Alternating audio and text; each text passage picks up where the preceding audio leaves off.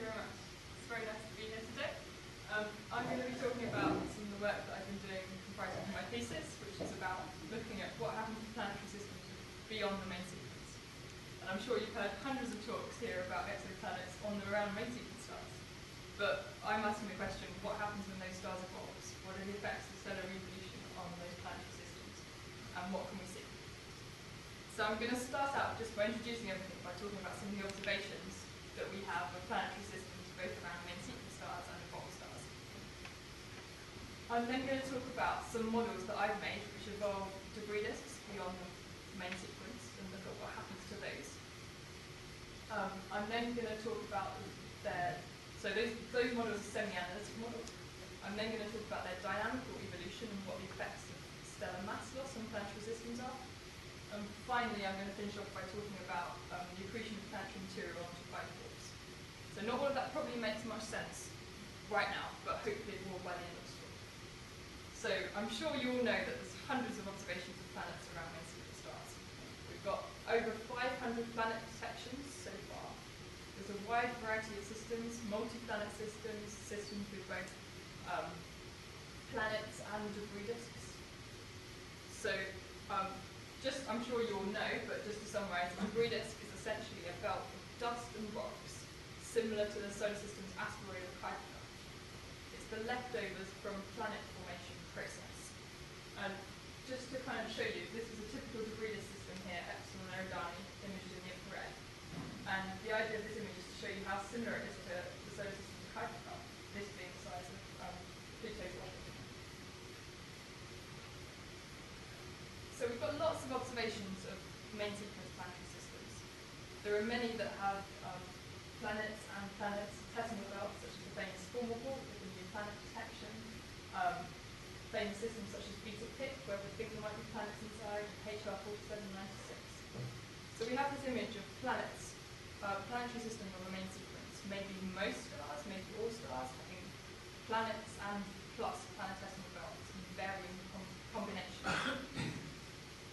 The big question is, we know all of those stars evolve, so what happens to those planetary systems when those stars evolve? I'm going to be focusing on solar type stars, so those are the ones that evolve off the main sequence to become giants, increasing in luminosity, losing most of their mass in a high mass loss phase towards the end of the asymptotic giant branch phase, and ending their lives as white dwarfs. So there are few observations of planets around evolved stars. And this is an ever-growing field, so now's a good time to be thinking about it. Despite the fact that the first planets we found were the pulsar planets, it was a long time after that before we found any other planets around evolved stars. There's a handful of planets being detected so far around giant stars. Teams such as John Johnson's team, who at Lick Observatory, are finding more and more detections, particularly for subgiants. There's a couple of detections for horizontal branch stars. Many programs looking for planets around white dwarfs, but no detections as yet. But that's probably to do with statistics as opposed to whether they're not there or not. So let's watch this space for planets around white dwarfs. Now, planets aren't the only signatures of planetary systems. As on the main sequence, dusty disks like debris disks provide a very key source of information about planetary systems and are very precise. For white dwarfs, we have three kinds of observations that are linked with main sequence planetary systems. Now this can get a bit confusing, so I'm going to go through them all at once and then go through them all in detail, and just so that you can get an idea of what's going on. So there's two kinds of dusty disks that we see around white dwarfs, which we think are linked with main sequence planetary systems. The first, so these top ones, are very similar to main sequence debris disks. We see them in the far infrared. They're optically thin, dusty disks with radii maybe 50, 100 AU, similar to the solar system's Kuiper belt. We only see them around maybe 7 stars at the moment.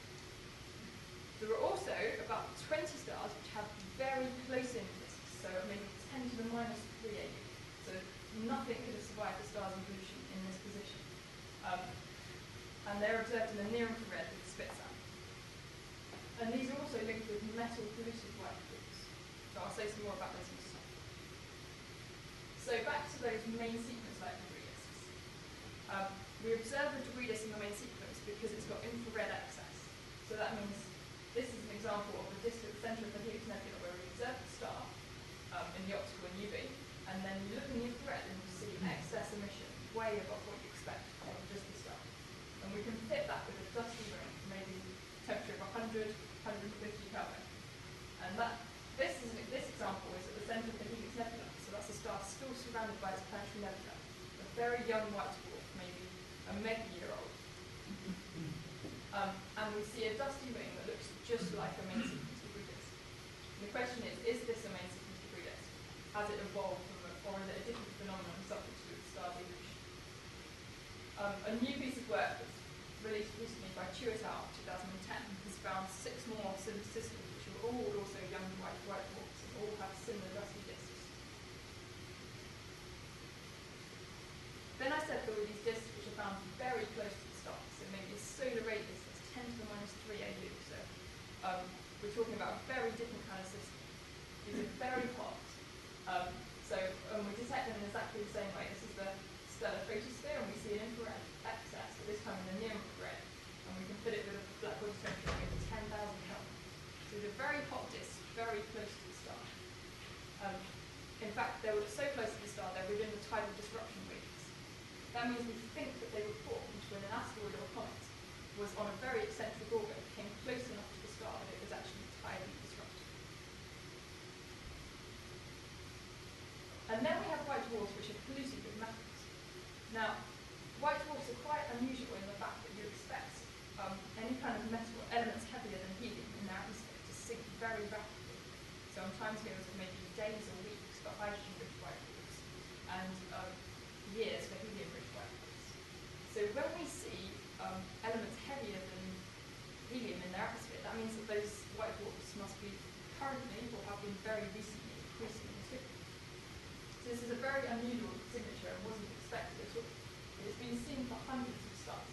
So this shows you a plot from Verheerij 2009. It shows you calcium emission, or the level of calcium pollution in a range of different temperatures. And I don't know how well you can see the stars at the back here, but some of the population up here have stars, and most of the ones where we also observe these close-in dusty disks. So the idea is that maybe materials accreting from these close-in disks that are at solar radius onto the star and giving you the metal pollution. The question is then, how do you get these kind of stars which don't have disks but have high levels of metal pollution? But you definitely see a correlation between the level of metal pollution and whether or not you get dusty disks.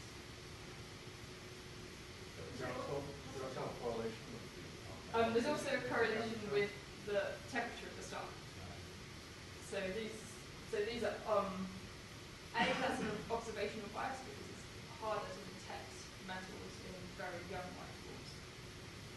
But it's also, I was going to mention this, it's also probably to do with the formation mechanism. So if we are getting this kind of scattering in of bodies, that's going to happen more when the white dwarf is younger, less when it's older.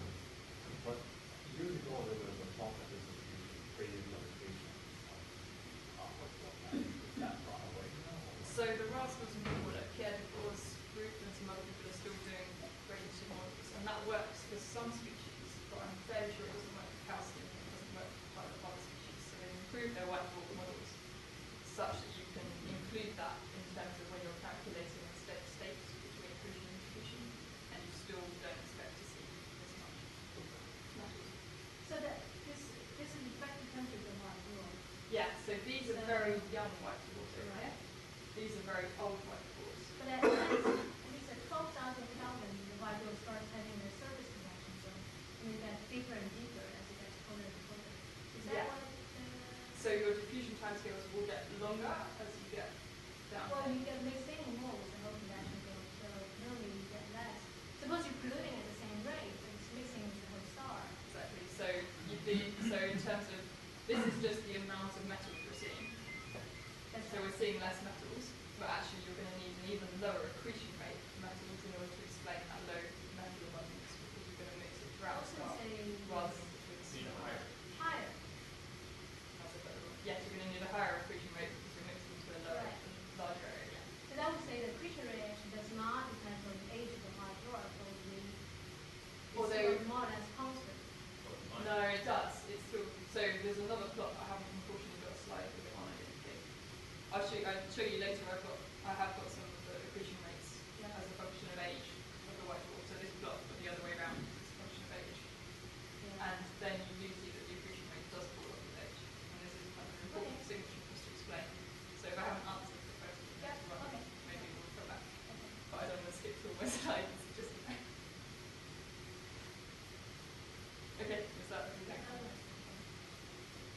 So the question is, are these metal pollutions and these white dwarf observations linked to planetary systems or not?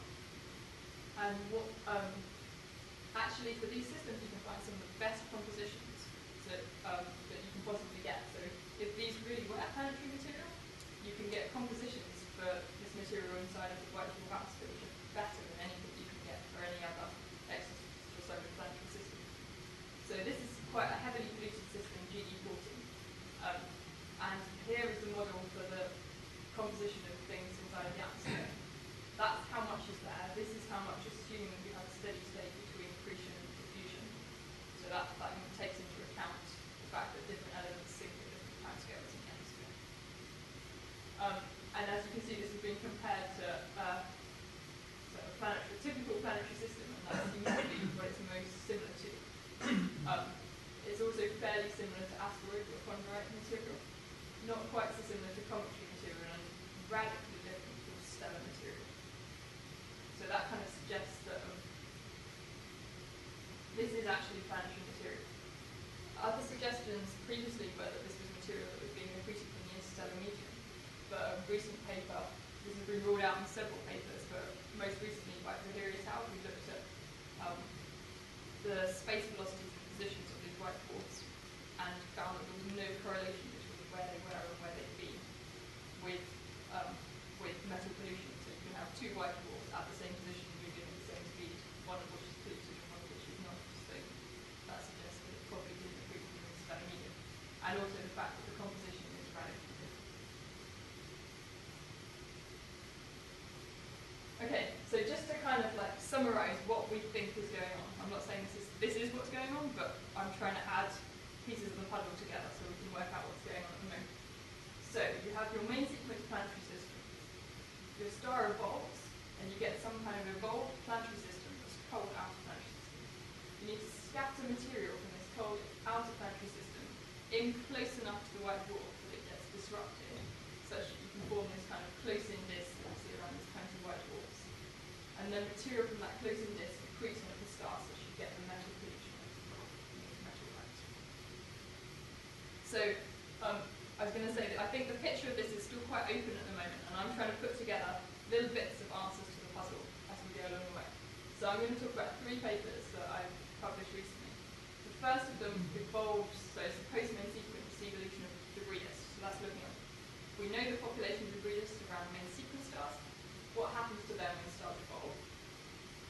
I'm then going to talk about the dynamics and the effect of stellar mass loss on the debris disk. So that means in terms of this kind of scattering in process. And then I'm going to talk about accretion onto the white dwarf and whether we can observe that. Okay, so I'm going to keep summarizing where I am, just so you can keep track. So starting out, we've got debris disks around main sequence stars. Maybe all of them, maybe most of them. We observe a lot of them, so the question is, what happens as the star evolves? Okay. I've probably already said this, but just in case, debris disks are observed on the main sequence by seeing what's called as infrared excess. So that means that you observe the star, approximately a black body in the optical and UV, and then in infrared you observe emission from a dusty ring that's over and above what you expect just from the star. We've got hundreds of observations of debris disks around main sequence stars. This plot shows you a load of observations from Spitzer at 24 microns. So this is the infrared excess. So the excess emission at 24 microns is a function of the age of the star. And you can see there's a wealth of observations. Some of the systems have been resolved, such as Thornhawk, Vega, Beta Pic, and we can do even more detailed modeling of those systems, of course. So debris disks are collisionally dominated systems. That means that you end up with this range of particles down from micrometer-sized dust particles up to kilometer-sized rocks, and it's the micrometer-sized dust particles that we're generally observing in infrared. And what's happening is you end up with a collisional cascade. So this shows you the number of particles as a function of diameter. And essentially, large particles collide with particles maybe about half their size. They get broken up, ground down into smaller particles, and then yet smaller particles, until you reach a limit where micrometer-sized dust particles are no longer bound to the star by and get blown out by radiation pressure. So you remove the mass of your disk with time as small particles are removed by radiation pressure. So we can use this to make a model for what's happening with debris disk on the main sequence. So this was done by Wyatt et al. In 2007, and he uses steady-state collisional models to model Spitzer observations at 24 and 70 microns of debris disk around main sequence A stars. Sorry, this should be labeled 24 microns and 70 microns. And this shows you his population. So the points with the error bars are the observations, and we just split them up into stars with small excess, medium excess, and large excess. And as you can see, so this dotted, dashed, and solid lines are his model population. And you can see the model fits the observations pretty well. So we've got a good starting point. We know what happens to debris disks on the main sequence, and we have parameters for their evolution. So I used that population together with models for the evolution of the star from Hurley et al. 2000 in order to determine what the population of debris disks around a evolved star should look like. Essentially, we wanted to investigate all of the processes which affect the debris disk throughout its evolution. So, debris disks continue collisionally evolving. So I showed you this plot before of the number of particles against diameter. And as the star evolves, collisions continue to remove the mass of the disk. So your disk is going to be collisionally ground down. However, radiation pressure, so the luminosity of the star is going to change. So the diameter at which small bodies are removed also changes. There are also different processes which come into play which could potentially remove small bodies. So we investigated some of these. There's essentially 5 processes which could remove small bodies from your disk. Firstly, I mentioned already radiation pressure, so that's when the stellar luminosity blows particles out of the star. We've got Poynting-Robertson drag, which is where small particles spiral in towards the star and a special relativistic effect due to the luminosity. Because your star loses mass, especially in the giant branches, stellar wind pressure and stellar wind drag become important, both of which can remove small bodies. And due to the increased luminosity, you've also got sublimation of small bodies. So we included all of these in our models, and we actually found that radiation pressure dominates the ability to remove the largest rates pretty much throughout the star's evolution, apart from the high mass loss rates on the asymptotic drag branch, where stellar wind drag dominates. The effect of sublimation is still fairly uncertain. We included it in our models for silicates, but not for waterized particles. And it's not clear exactly how sublimation affects bodies of mixed composition, which is the most likely scenario for debris disks. However, it's good to note that it's important on the giant branches and the asymptotic drag branches. And I'll mention it again in a second. However, although we determined that radiation pressure is what's important for removing the small grains, the size of grain which is removed by radiation pressure varies significantly throughout the star's evolution. So this plot shows you the stellar luminosity against time, and the fact that the stellar luminosity increases by maybe an order of magnitude on the giant branch and several orders of magnitude on the asymptotic drag branch, and then drops dramatically as the star becomes a white ball. And the same thing happens to the blowout size. So on the main sequence, you expect to have grains down to maybe micrometers in size. On the giant branch, you're only going to get grains down to millimeters in size. And on the asymptotic drag branch, you're going to remove things up to maybe centimeters in size. And this is a very important observation of your disk, because normally what you're observing are the small grains. And if you remove all of them due to radiation pressure, the luminosity of your disk is going to go down. However, for white dwarfs, because the luminosity of your disk is so low, the blowout size actually quickly reduces dramatically. And the big question here is what happens once you get below atomic sizes? What is it that removes small grains from disks around white dwarfs? Okay, I've already talked about that. Right, so what else is going on? So you've got this change in stellar mass. And this is probably an incredibly boring plot, but I wanted to put it up just because it's very important to note that stellar mass loss is adiabatic, so it happens on long timescales compared to the planet's orbit, but short timescales compared to the entire evolution of the star. So that means that your disk radii merely increase in size by the same factor as your star loses mass. But this is really important for debris disks because it means that you have large radii. So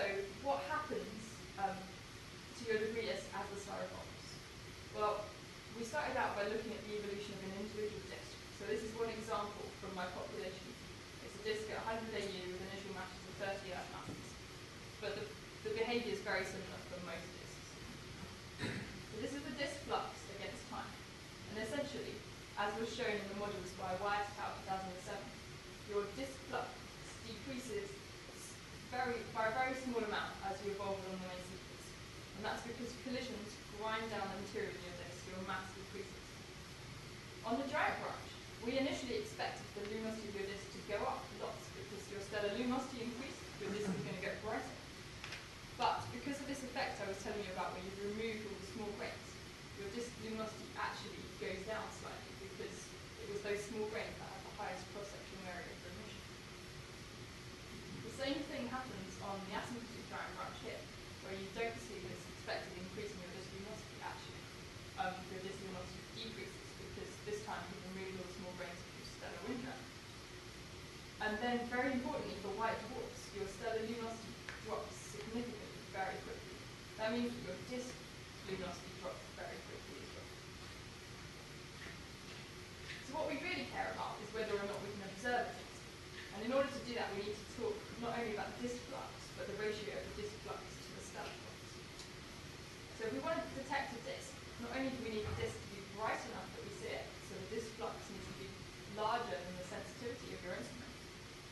We also need the disk to be brighter than the star. So if you've got a very bright source right next to your disk emission needs to be large enough or high enough that it shows up above the calibration limit. So these two plots essentially show you when disks are detectable. And this is the same example disk from my population, but this applies to pretty much all the disks. And what we found is that you can detect this on the giant branch. There are very few stars on the horizontal branch as well. And then, and that's limited by the calibration limit of your instrument. Whereas for white dwarfs, you can only detect this around very, very young, very hot nearby white dwarfs. And that's limited by the sensitivity of your instrument. You essentially are just not getting enough flux in order to be able to detect these debris disks once the star evolves further. So I worked out what percentage of okay. You said that the disk pops up for the detection limit, but still brighter than white dwarfs. You don't see the white dwarf at all. Not at these infrared. So this is in the 70 microns in the infrared, so you're not going to see it. And you think they are up there? In which bits? So there was the one, the helix, that I told you about, but that's this very, very young white dwarf. So No, none of oh, okay. so the older ones are all detected in the near infrared. But then yeah.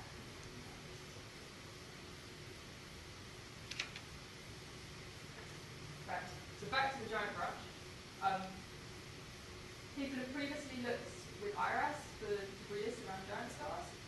I don't know why no one's looked at CITA, but as far as I'm aware, they haven't published anything. But we predicted that 1.7% of our disks should be detectable with IRAS, and that fits the previous observations.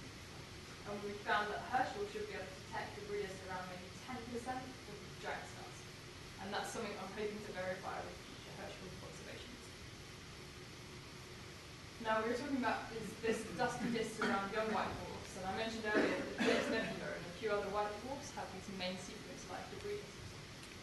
So this plot shows you the distance against the age of the white dwarf. So this shows you the maximum distance out to which I can detect a very young white dwarf, a debris disk around a very young white dwarf.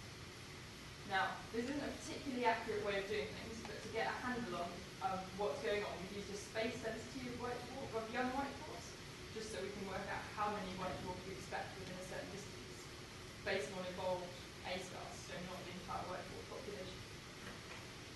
And first thing you're going to notice is that this line never crosses that line.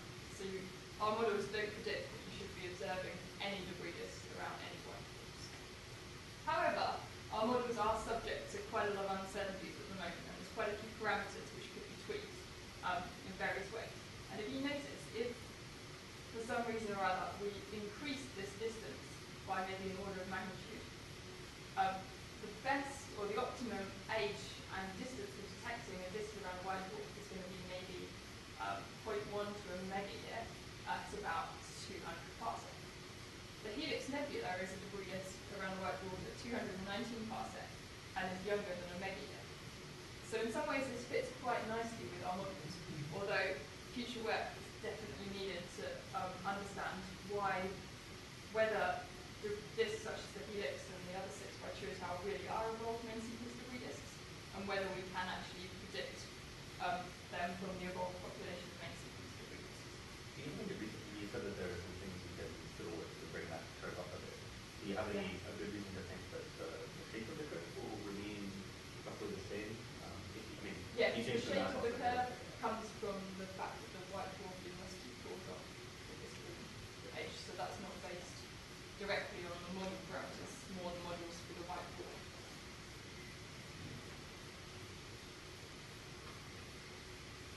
Okay, so I've talked about what happens to debris disks when stars evolve. I've shown you that debris disks should survive the star's evolution, but become increasingly hard to detect as the star evolves, and particularly hard to detect around white dwarfs. And I've talked about whether or not white dwarfs with large radii disks, such as the helix, are main sequence debris disks or not.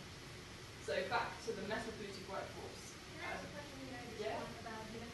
So go back to your previous part. You're saying helix is a proof. It's just happened to be close enough and down enough so that you can test the set. Yeah. But then you also mentioned it's about detectable. Yeah. So they weren't detected when I wrote this work, which is why they aren't so relevant. But I'm trying to work with Yoachu at Illinois, who found those observations to try and determine whether or not we can find them from the evolved population of debris on the main sequence. But they have very different features. Some of them have like close-in infrared excess and then extend to large radii. And so some of them may well be different phenomena.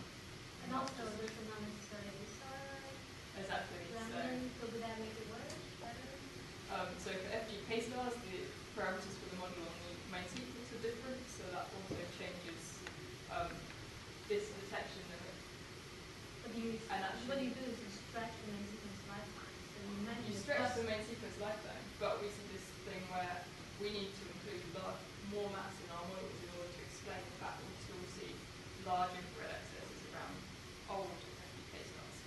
So actually, it's not as bad. You already have 10 less mass, but 30 less mass. So. Yeah, but that's right at the beginning. It falls off very quickly. So when we're detecting it, it's probably 3x masses. What radii is the most good mass? So I've considered radii from 3 to 120 AU, because that's what we put in the main sequence population with, and they're always disks which have a width of half of that on each side. So it's a simplistic model at the moment. But Oh, okay, I see. So would you not say at this moment that there is contrast between observation and theory data? no, I think actually I was surprised, like the fact that we say we should be detecting things when they're young and reasonably far away, but not too far away. Actually, that fits pretty well, and so maybe we are explaining it. But what about these? And the other ones. But I think we've got a question of how we retain enough mass in our disks at this age. So you do think there is a real problem? Well, I think there are issues, but I don't think we should rule out that the helix is a debris disk by any means. So you've got a collisional cascade. Yeah. What are you putting in for the GM, GM? So we're putting in a 9 size distribution. So it's not brilliant, and so there's lots of things you can tweak with You that. also have an upper size cut off at some small sizes? Or not? Yeah, so we fitted the upper cutoff, we fitted to the main sequence population, so it's about 60 kilometers. It's the That largest. seems pretty small for... Well, it's the largest colliding body. There could be more massive bodies. So you don't evolve to the point where those bodies enter the collision equilibrium then? So, I mean, is it 60 or is it sort of bigger than collides? So we cut off at 60, which for the main sequence population, we assume that the bigger than collides is above that. But essentially, I'm just not including any evolution of bodies greater than 60. So you're right. If you evolve long enough, maybe sometime in the white dwarf phase, larger bodies suddenly become. But Because it makes a hasn't difference. that. The luminosity decays faster if the largest bodies enter collision equilibrium. Yeah, It decays a well, lot I think faster. that's unlikely actually because your white dwarf, because the disk moves out so much, collision will like As long? So you don't start more collision evolution of the white dwarf phase.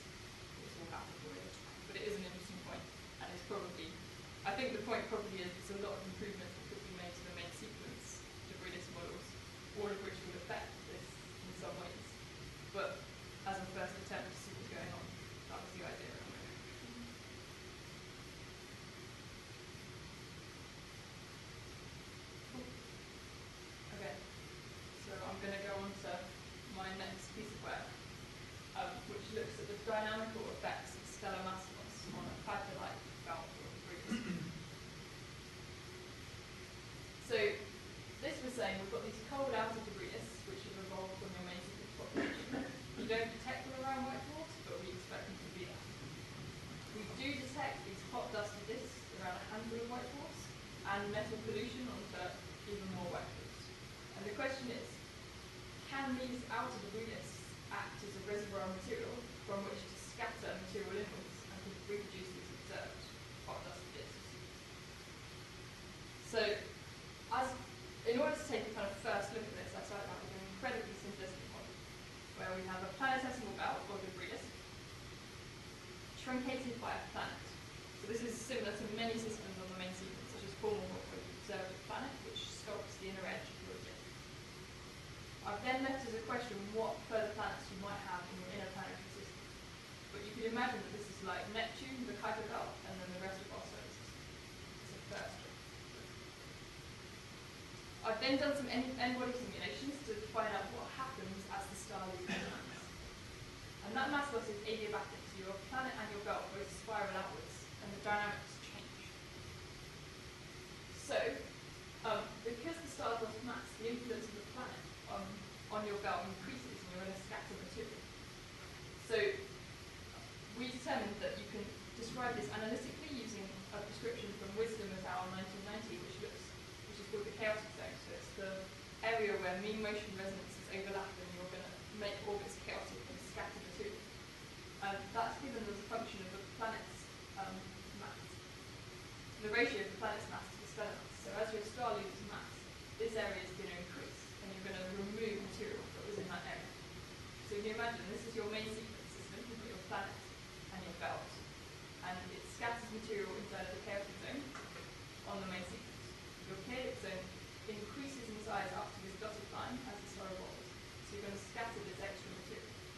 And I use n-body simulations with Mercury to work out the fraction of material that gets ejected compared to the fraction of those bodies which are scattered into the inner planetary system. We determined that actually with a single planet, you don't ever scatter material into the inner planetary system close enough to the star to be tightly disrupted. So you need to assume something about an inner planetary system here, which is going to scatter material within close enough to the star. So we used our simulations to calculate accretion rates onto the star, based on a solar-like inner planetary system as a first approximation, because we don't know that. So we calculated the predicted accretion rate, firstly by working out the fraction of bodies which get scattered into the inner planetary system, multiplying that by a fraction that end up on star-grazing orbits, which we took from previous simulations for the solar system, which is about, that should be a 0.017, it's about 1.7% efficient. We then included an efficiency from material that gets scattered within the time of disruption limit compared to what accretes onto the star. And we don't know very much about that at the moment. We assume that process to be about 10% efficient. And we timed that by the total mass that you have in your belt, which we took from my previous models for the evolution of the debris disk post-main sequence. So we used that to determine the accretion rate as a function of the white dwarf age. And that's shown here for our model population being black crosses, and the observations of the red crosses here. So when you were asking me before about accretion rates falling off as a function of age, these red crosses are from a piece of work by Federico Sal. It's going to be published later this year. And he calculated accretion rates for all known, or for a sample of known metal polluted white dwarfs, and they do fall off with the age of the star. What's really neat, and which we were almost not expecting, because we've put so many assumptions into this model, is that actually we can reproduce the same order of magnitude as the observed accretion rates. And this is very much dependent on what the inner planetary system looks like. So it seems that a solar-like inner planetary system isn't such a bad approximation, maybe. We also reproduce nicely the fact that the observed accretion rates fall off with the age of the white dwarf. And we find that in our model exactly the same thing happens. As your star gets older, you're scattering in less material because it's dynamically starting to settle down.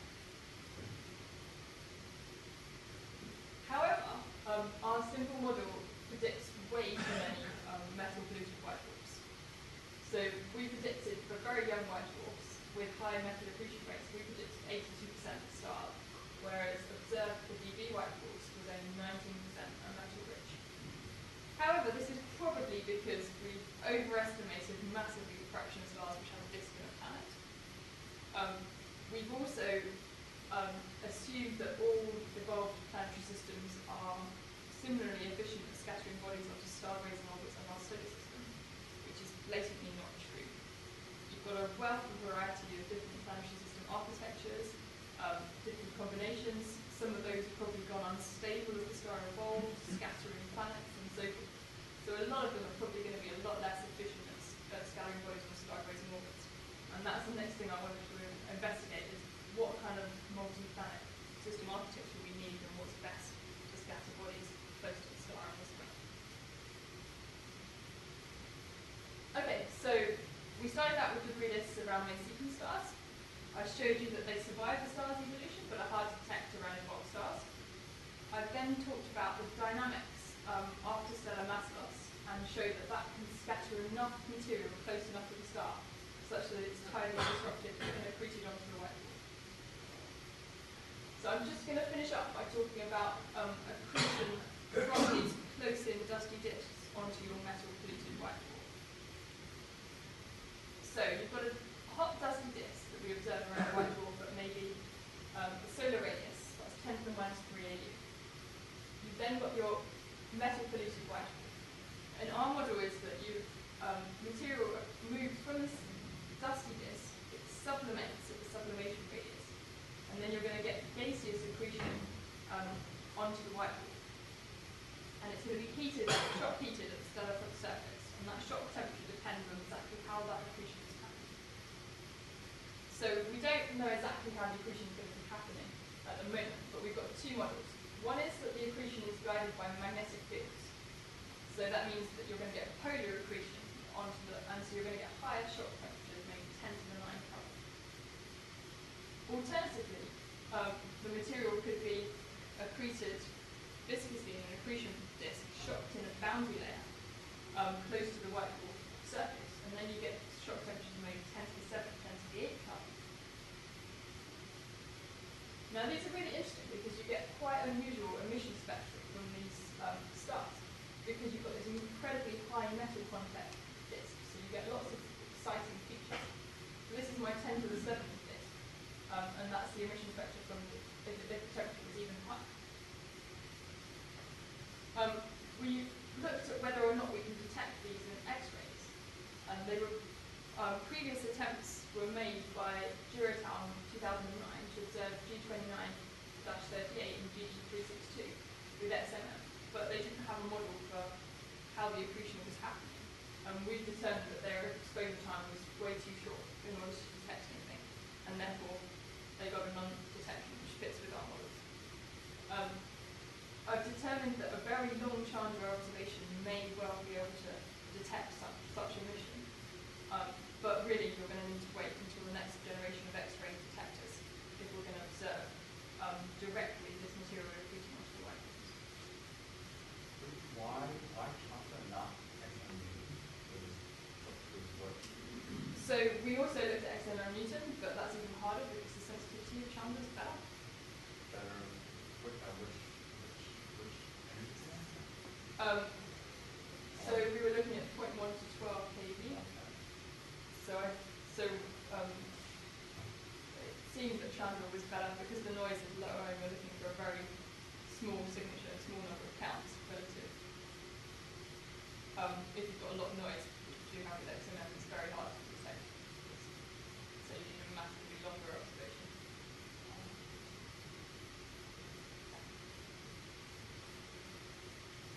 Okay, so just to conclude, I started out by saying that we've got lots of observations of planetary systems on the main sequence, both planets and disks. I've then talked about how we might connect some of these observations with observations of planetary systems around evolved stars. I've talked about whether or not evolved main sequence debris can explain disks like the helix and these 6 other by Girotown at 100 AU. I've also showed you that sufficient material is scattered inwards after stellar mass loss in the giant branch.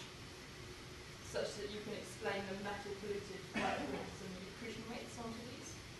And I also talked about X-ray emission from accreting material, accreting onto the white dwarf, and showed you that probably you need the next generation of X-ray satellites in order to detect this. Thank you.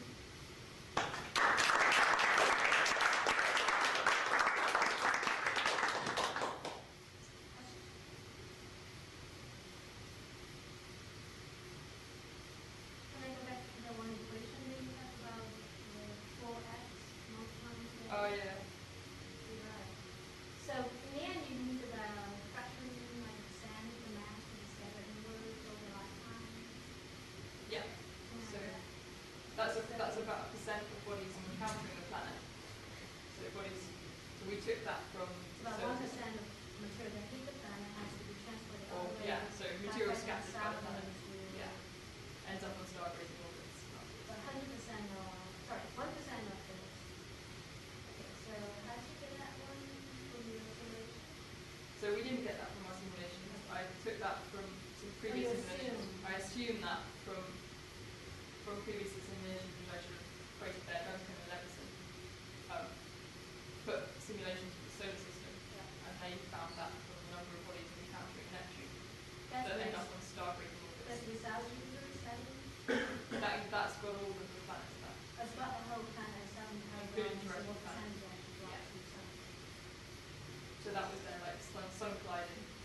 So for them it was bodies which collide on the sun, which helpfully for us is bodies which enter the tidal disruption radius of your white dwarf, that are about the same. Except now you expand it out, like your field and rockets, so the target gets way smaller. Yeah, Okay, I mean, so- not the target, Well no, the target is still the same, it's about the same size, because your white dwarf is much Sure, but the smaller, relative size. but your tidal disruption radius is still at about the same radius.